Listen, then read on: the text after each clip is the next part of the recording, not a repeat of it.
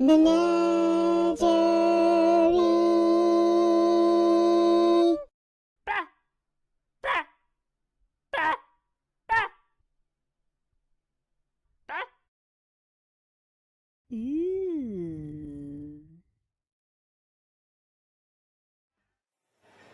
If you had to guess why she left you alive, what would be your guess? Guessing would be necessary. She informed me. She said I could keep my wicked life for 2 reasons. As I said before, I've allowed you to keep your wicked life for 2 reasons. And the second reason is so you can tell him in person everything that happened here tonight. I want him to witness the extent of my mercy by witnessing your deformed body. I want you to tell him all the information you just told me. I want him to know what I know. I want him to know. I want him to know. And I want them all to know. They'll all soon be as dead as a wren.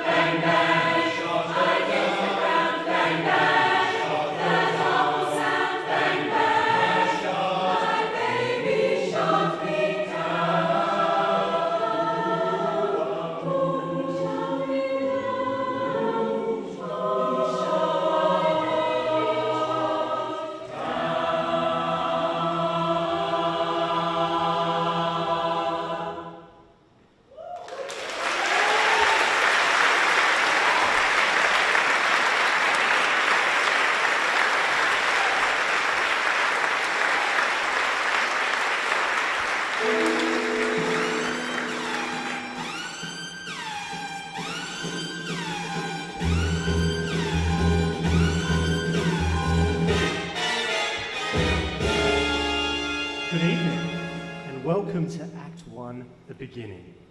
The first things we notice about a movie are the opening notes of the soundtrack.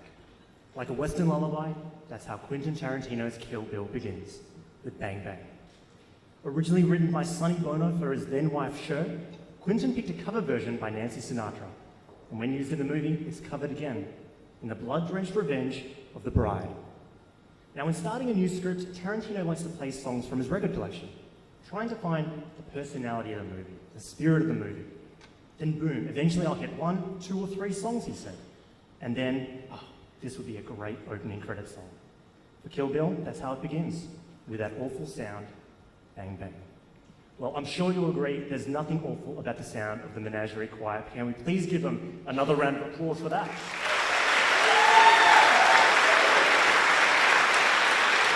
My name is Simon Morado, and I'm one half of the Movie Squad reviewing team on RTR FM 92.1.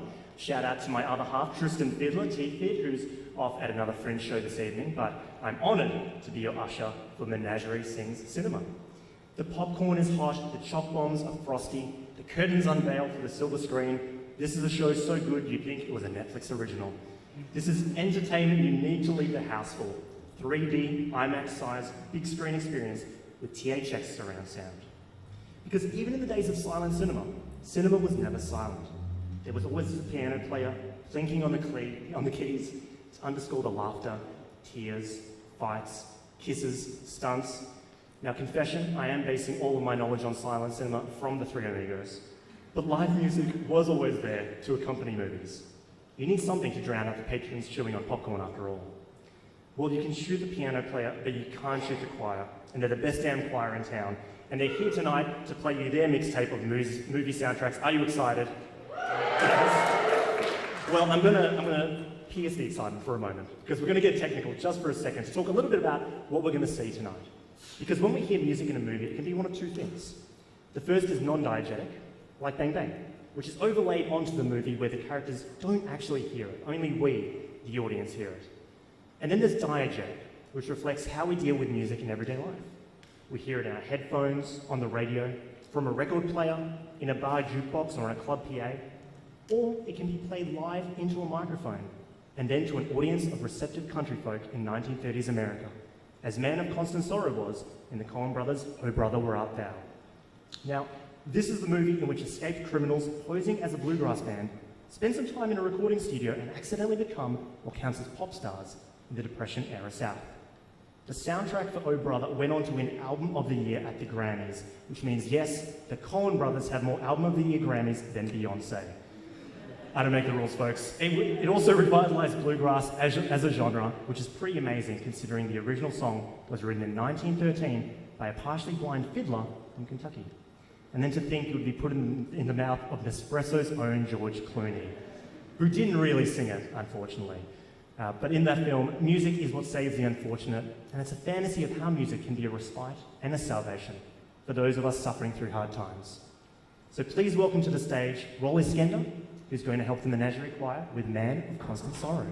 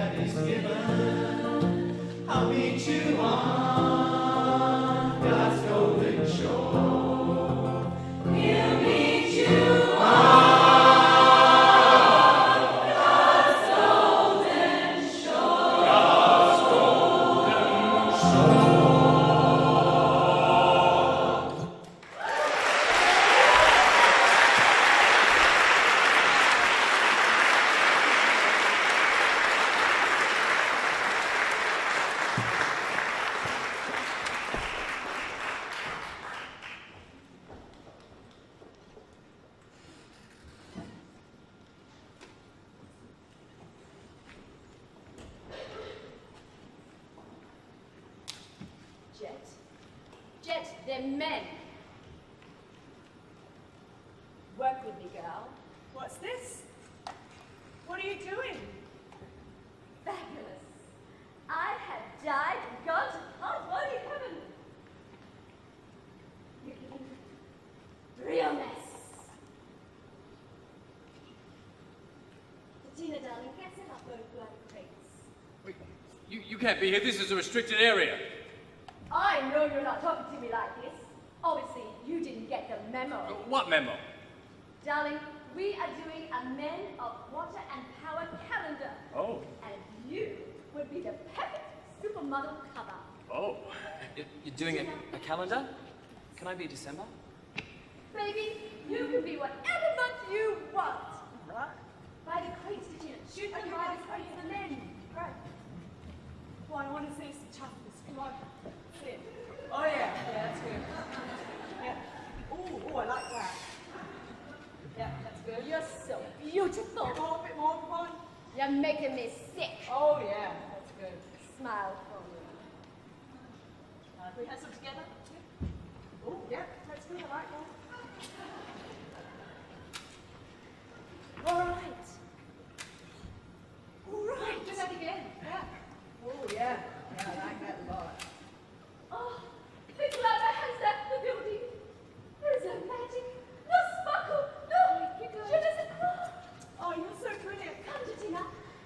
You could be a supermodel. Jatina, come. The super has left the model, girl. Come on. Sorry, guys. When's the calendar coming out?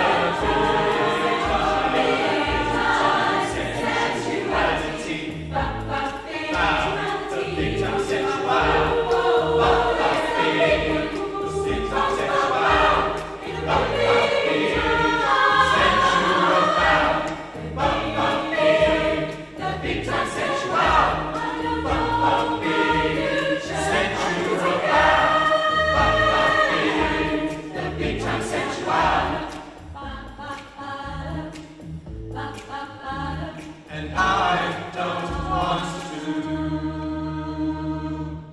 Baby, don't you know it takes courage, sensually enjoy it, sensually the hard is good, the gentleness to every time, sensuality, sensuality,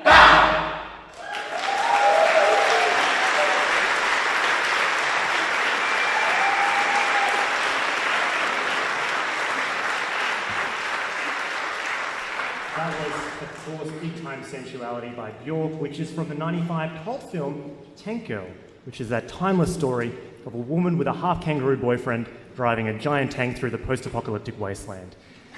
Based on the comic by Jamie Hewlett and Alan Martin, the soundtrack was organised by another icon of 90s-era feminism, Courtney Love, and featured not one, but two Bjork songs.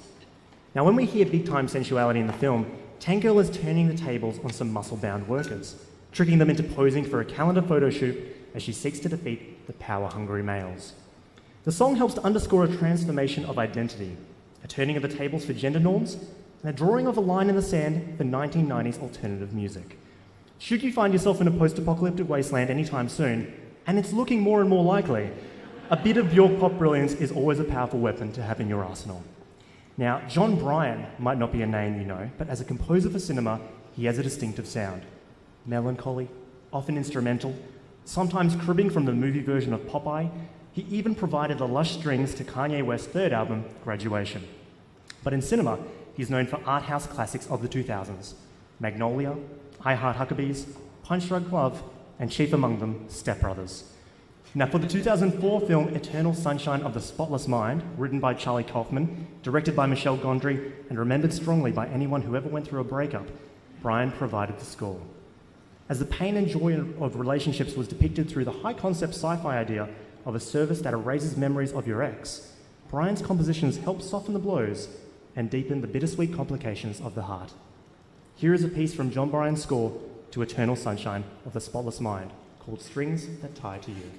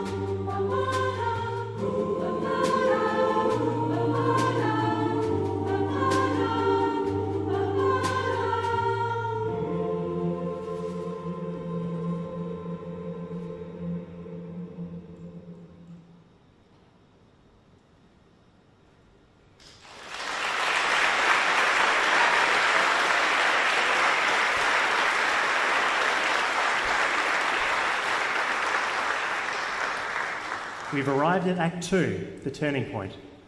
Now, music doesn't just introduce or conclude a film. Often it functions as a reprieve. It's a moment in time for somebody to dance or for somebody to put on a record.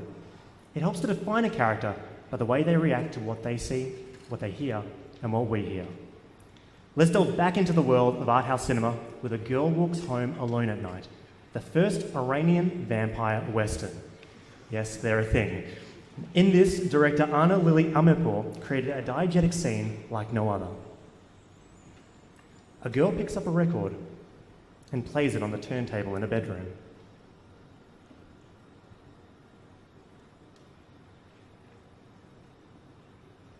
A boy stirs on the bed. We hear the new wave beat of White Lies' song Death, and we see it play out in real time. A master shot slowly pushes into an intimate two-shot. We see her listen to the song, and he stands up moving towards her. The thing is, she's a vampire. Will she strike?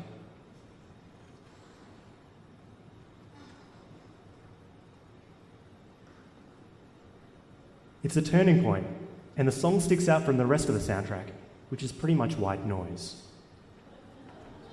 So now, please prepare yourself for Death by White Lies from A Girl Walks Home Alone at Night.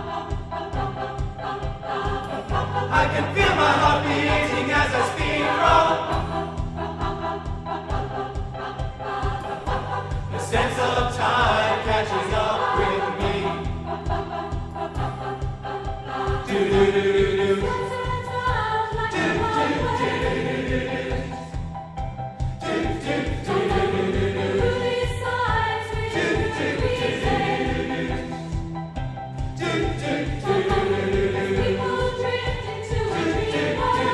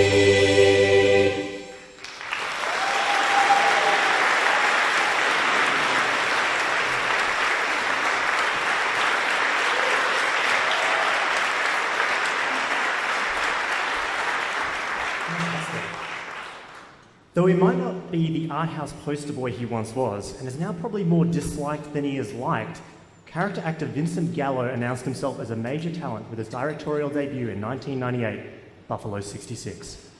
In it, Gallo plays Billy Brown, a man who's just been released from prison, and he kidnaps Layla, played by Christina Ricci, to make pretend that she's his girlfriend to his domineering parents.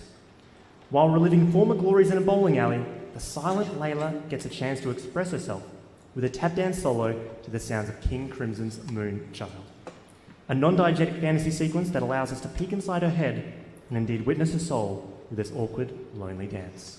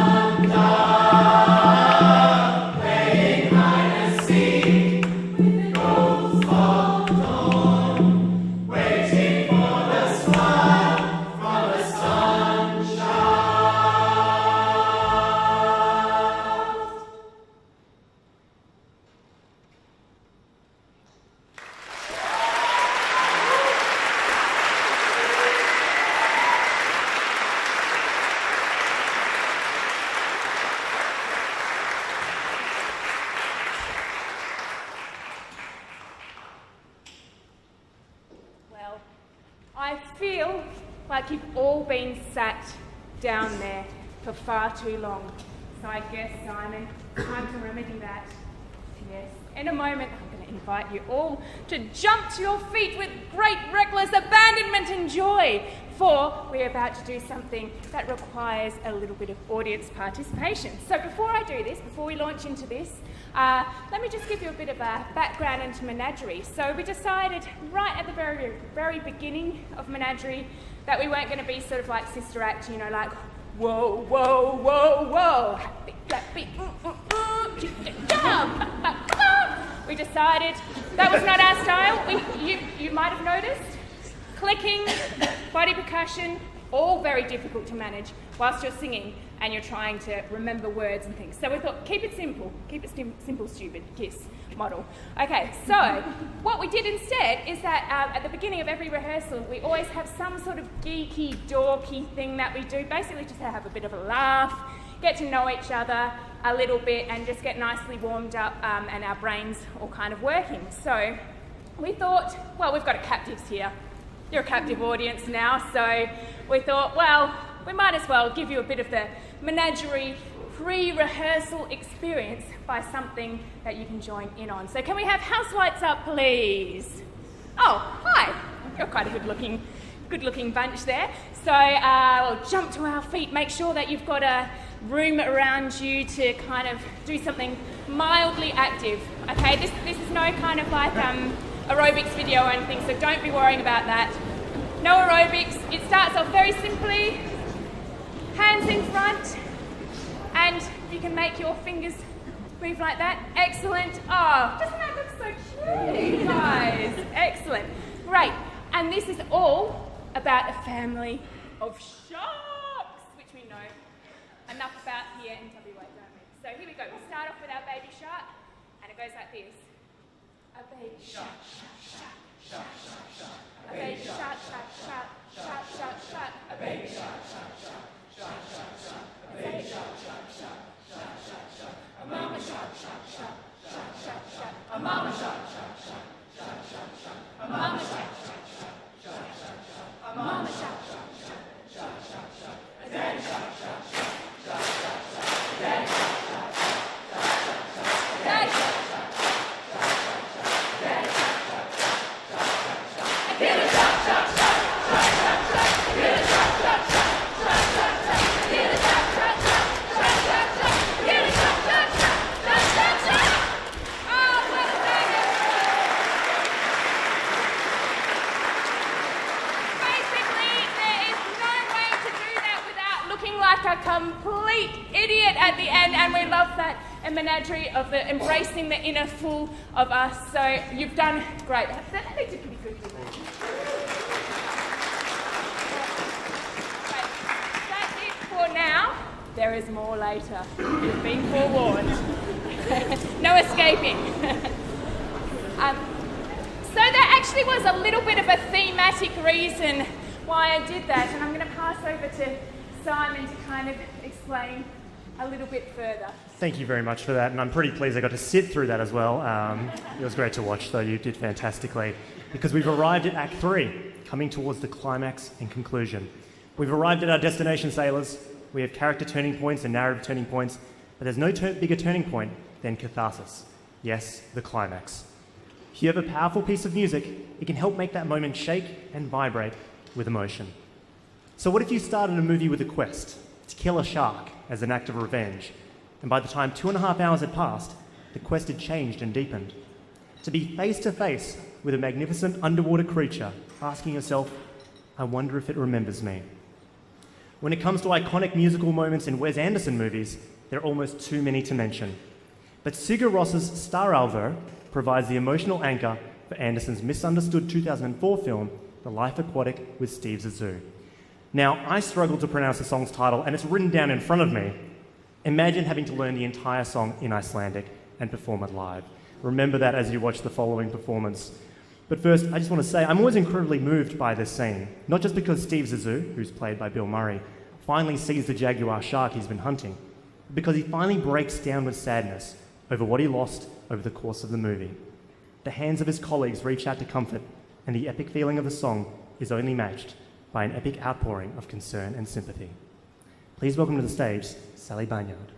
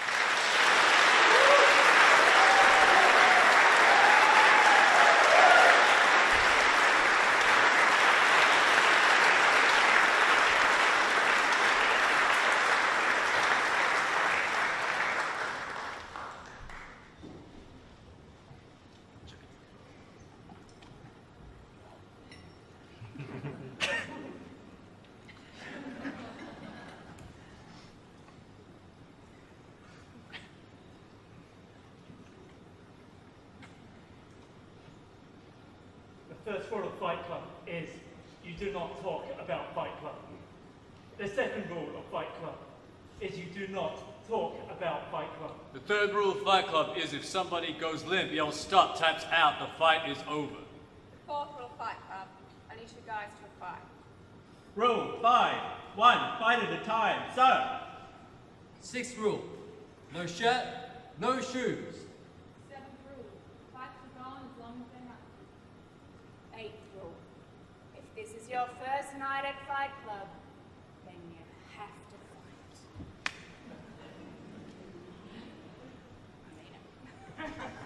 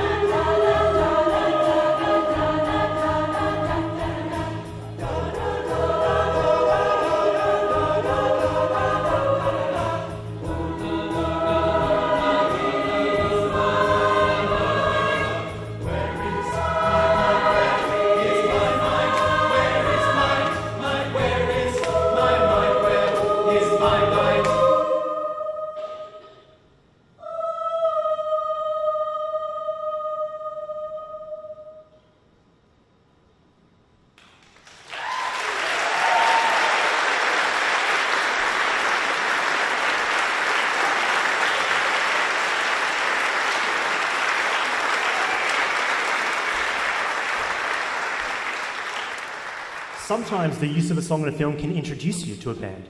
And if you're a teen in the late 90s and maybe not cool enough to know who the Pixies were, the eerie punch of Where Is My Mind at the end of Fight Club could lead you into their back catalogue.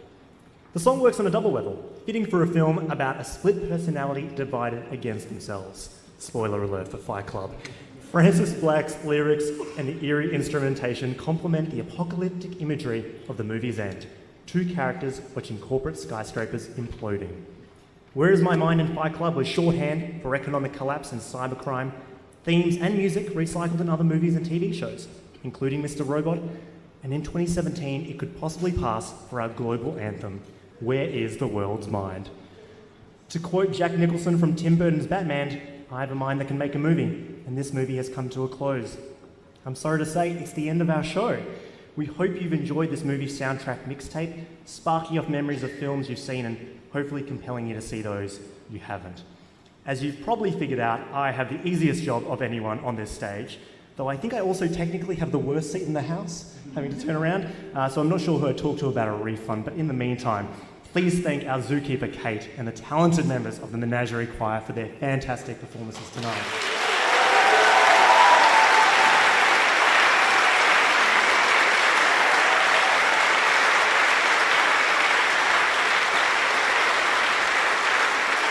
And thank you, especially, for purchasing a ticket and spending your Saturday night with us. Now, to wrap up, we can't avoid one of the most iconic movie soundtrack hits, a song so infectious and memorable that it became tied to that era, the 1980s, that genre, the teen movie, and that director. Rest in peace, John Hughes. Written by Keith Forsey, declined by Brian Ferry and Billy Idol, what a pedigree, Don't You Forget About Me was eventually accepted and rearranged by Scottish new wave group Simple Minds as the closing credits song and defining spirit of The Breakfast Club. You can't hear this song without thinking of Judd Nelson pumping his fist in the air, freeze frame style. So thanks again for spending this time with us, and promise us, please, when you're thinking about movies and music, don't forget about this show. Don't.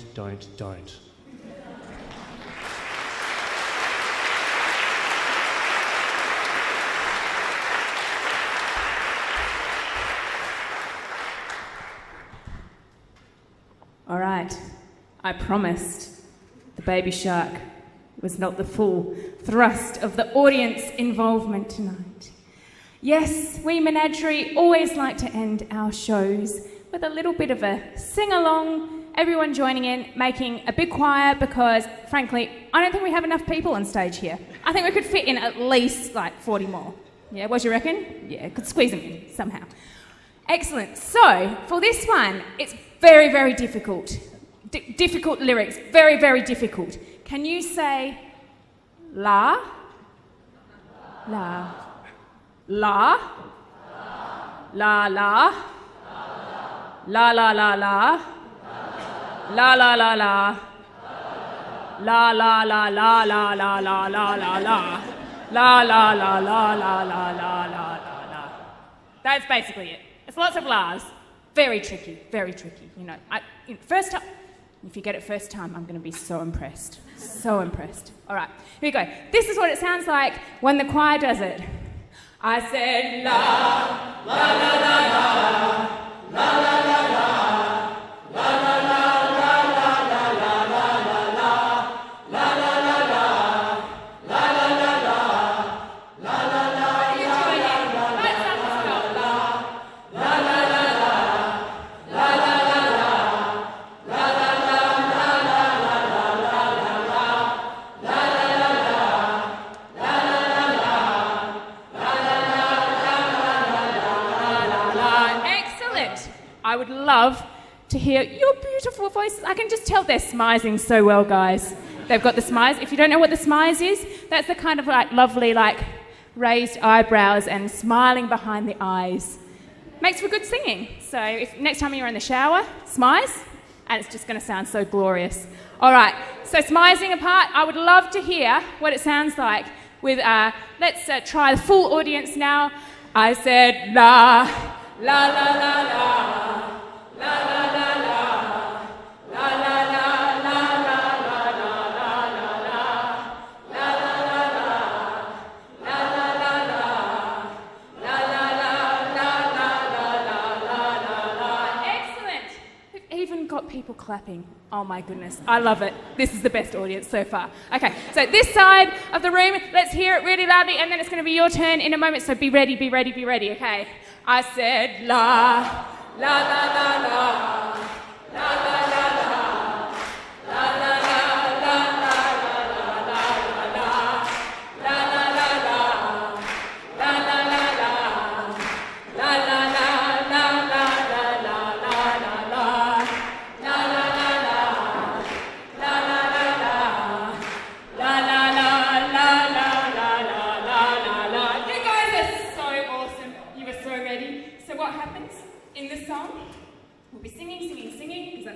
Songs generally sing, and then suddenly I will turn around and I will motion wildly at you, and that is kind of like the time for you to join in with the la bit. Cool? Yeah, cool. All right, excellent, great. Oh, these guys are so ready. Like if we had gold stars. All right, here we go.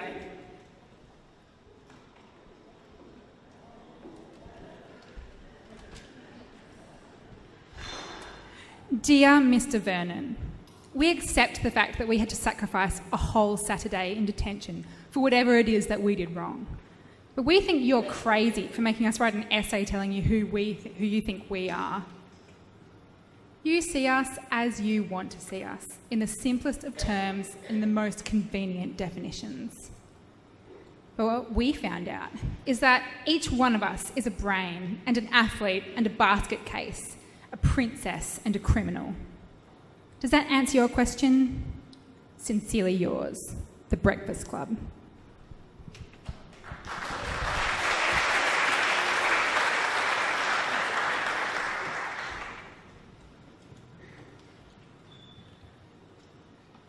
Oh